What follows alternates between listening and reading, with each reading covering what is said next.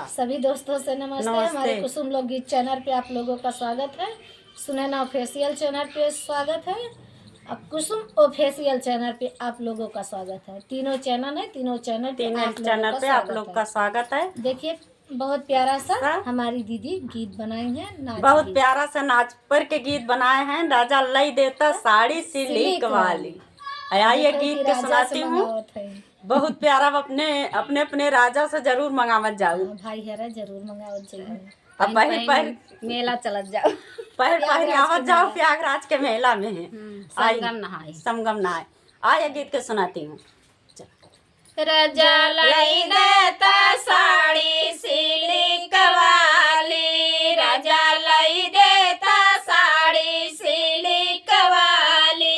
लाल पियर रहै न रहै काली, राजा लई देता साड़ी सिलिक वाली, राजा लई देता साड़ी सिलिक वाली।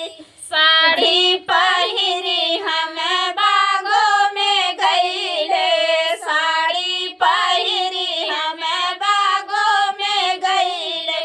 मलिया ने मारा है हंस के ताली, राजा लई देता साड़ी सिलिक वाली, राजा लई देता साड़ी सिलिक वाली। लाल पियर रहै न रहै काली, राजा लई देता साड़ी सिलिक वाली, राजा लई देता साड़ी सिलिक वाली। साड़ी पहिरी हमें कुइया पे गईले, साड़ी पहिनी हमें कुआना पे गईले। कहरा ने मारा है हंस के ताली, राजा लई देता साड़ी सिलिक वाली, राजा लई देता साड़ी सिलिक वाली। लाल पियर रहै न रहै काली, राजा लई देता साड़ी सिलिक वाली, राजा लई देता साड़ी सिलिक वाली। साड़ी पहिरी हम महलों में गईले, साड़ी पहिरी हम महलों में गईले।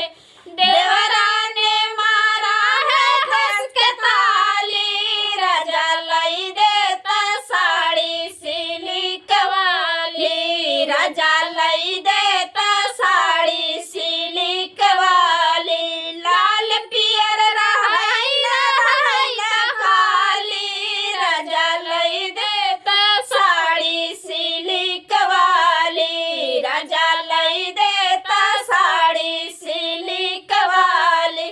साड़ी पहिरी हम से जा पे गईले, साड़ी पहिरी हम से जा पे गईले। सैया ने मारा है हंस के ताली, राजा लई देता साड़ी सिलिक वाली, राजा लई देता साड़ी सिलिक वाली। लाल पियर रहै न रहै काली, राजा लई देता साड़ी सिलिक वाली, राजा लई देता साड़ी सिलिक वाली। चल